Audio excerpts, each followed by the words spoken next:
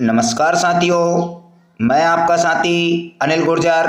साथियों, आज के इस वीडियो में हम बात करेंगे शैक्षणिक सत्र 2024-25 के वार्षिक परीक्षा परिणाम के संबंध में। साथियों, देख रहे हैं पिछले 2 वर्षों से शिक्षक साथी लगातार कंफ्यूज है रिजल्ट को लेकर के कि वास्तविक इसका प्रपत्र कैसा रहेगा और किस प्रकार से रिजल्ट तैयार किए जाए, ताकि आगामी आने वाले समय में हमें स्वयं ही ये समझ में आ जाए कि बच्चों का रिजल्ट कैसे तैयार किया गया। यहाँ पर रिजल्ट 2 प्रकार से तैयार होता है, एक वास्तविक मूल्यांकन और दूसरा अधिभार। रिजल्ट साथियों 3 चीज़ों पर तैयार किया जाता है। सबसे पहले वार्षिक परिणाम अभिलेख पत्रक, सबसे पहले रिजल्ट में तैयार होता है वार्षिक परिणाम अभिलेख पत्रक। दूसरे नंबर पर आता है मूल्यांकन पंजी और तीसरे नंबर पर आता है बच्चे का प्रगति पत्रक। आज के वीडियो में हम देखेंगे वार्षिक परिणाम अभिलेख पत्रक। अगर ये हमारा सही तैयार हो जाता है तो बाकी के जो 2 मूल्यांकन के पत्रक हैं या चीज़ें हैं वो आसान हो जाती है। ये जो वार्षिक मूल्यांकन अभिलेख पत्रक है इसको हम देखते हैं, ये प्राथमिक विभाग का है, माध्यमिक विभाग का भी देखेंगे, लेकिन वर्तमान में हम प्राथमिक विभाग पर चर्चा कर लेते हैं। तो हम कर लेते हैं इसको जूम। साथियों, अभी आप देख रहे हैं यहाँ ऊपर जो है प्रतिवर्षानुसार सामान्य जानकारियाँ हैं, जिले का नाम, विधानसभा क्षेत्र क्रमांक, जनशिक्षा केंद्र क्रमांक, पंचायत का नाम, बसाहट का नाम आदि सामान्य जानकारियाँ हैं। ऊपर ग्रेडिंग दी है कि यहाँ कहाँ से कहाँ तक अंक प्राप्ति पर बच्चा A+ या A ग्रेड में जाता है, ये सामान्य जानकारी है जो आपको पता है। यहाँ पर भी अनुक्रमांक, स्कॉलर नंबर, विद्यार्थी, माता पिता का नाम, उसकी जन्म दिनांक, ये चीज़ें भी सामान्य है। साथियों, अभी जो इस पत्रक में बात हो रही है ये पत्रक प्राथमिक स्तर में कक्षा 3 और 4 की बात हम कर रहे हैं। कभी भी अभी वर्तमान में कक्षाओं को लेकर भी बड़ा कन्फ्यूजन है कि कक्षा 5वीं में किस प्रकार रिजल्ट बनेगा, 8वीं में कैसा बनेगा, 6वीं 7वीं में कैसा और तीसरी चौथी में कैसा बनेगा। वर्तमान में अगर हम कक्षाओं को ध्यान में रखकर किसी चीज़ को समझने का प्रयास करेंगे तो बहुत अच्छे तरीके से समझ में आ जाएगा और हम उस पर बेहतर कार्य कर पाएंगे।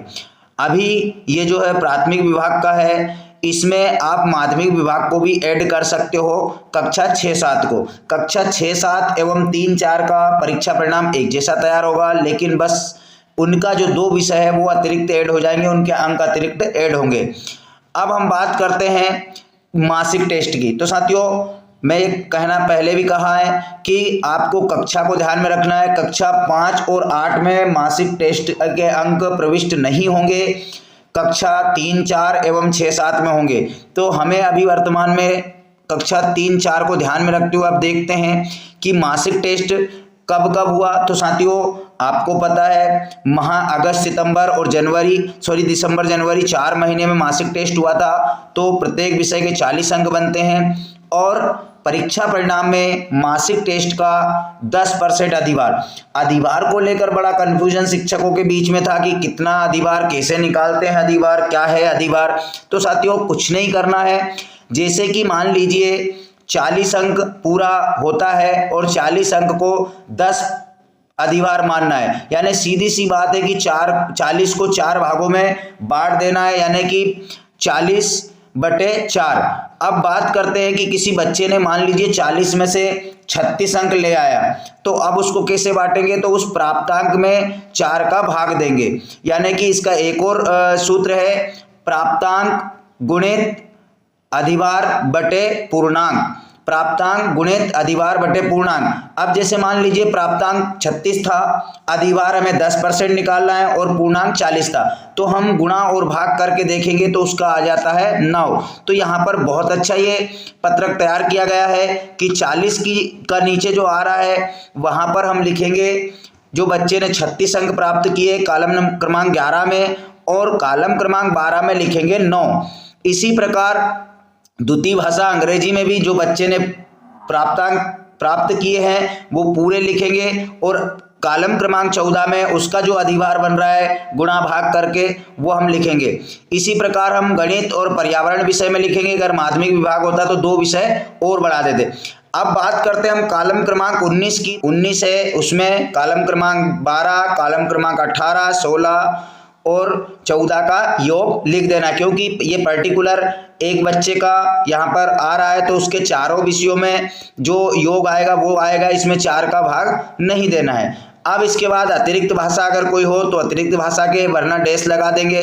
अब बात करते हैं हम अर्धवार्षिक मूल्यांकन की। तो अर्धवार्षिक मूल्यांकन क्या था साथियों? अर्धवार्षिक मूल्यांकन था 20% अधिभार। 20% अधिभार यानी कि वही, जैसे कि 60 नंबर का पेपर था प्रत्येक विषय का, तो प्राप्तांक गुणित अधिभार बटे पूर्णांक। जैसे मान लीजिए प्राप्तांक में कॉलम क्रमांक 21 में किसी बच्चे के नंबर 45 आते हैं, 45, तो उसको क्या करना है, 45 × 20/60, तो जो भी उसका नंबर आएगा तो यहाँ पर आ जाएगा साथियों 15।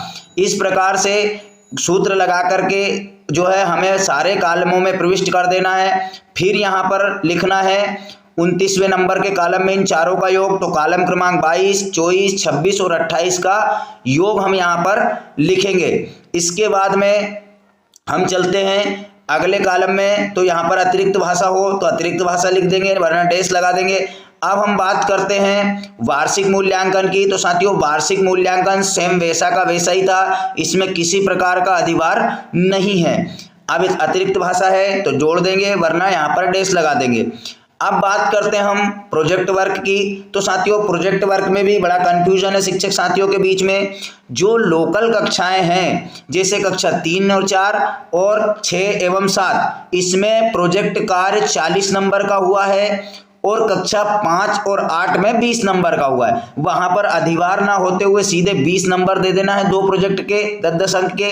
लेकिन यहाँ पर 2 प्रोजेक्ट जो है वो 20-20 अंक के थे, इसलिए 40 अंकों का प्रोजेक्ट यहाँ पर बनाया गया है। अब साथियों 40 अंकों को कितना मानना है, तो 10% अधिभार हम मानेंगे, यानी यहाँ पर भी वही सूत्र लगाना है जो मासिक टेस्ट में लगाया है। जैसे आपने 40 में से बच्चे ने 36 अंक प्राप्त किए हैं, तो कैसा सूत्र लगाएंगे, 36 × 10/40, तो उसके आ जाएंगे 9 अंक। इसी प्रकार प्रत्येक विषय का यहाँ पर योग लगा करके जो कॉलम क्रमांक 45 है, 45 में कॉलम क्रमांक 38, 40, 42 और 44 इनको ऐड करेंगे और जो उसका योग आएगा वो यहाँ पर लिखेंगे।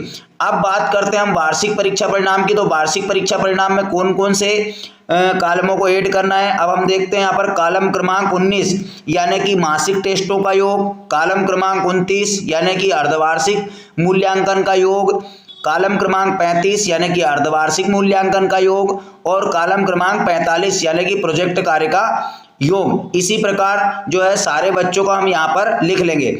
अब बात उसका ग्रेड निकालेंगे साथियों।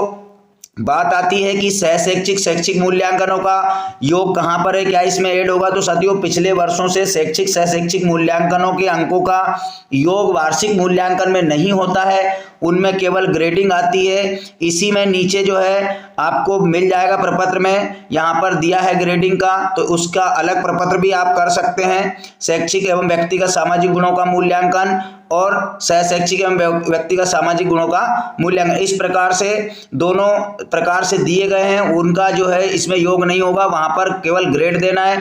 अब ग्रेड कितने अंकों से निकालना उनकी साथियों, तो आपको पूर्व में भी पता है 20 अंकों से ग्रेड निकलती है।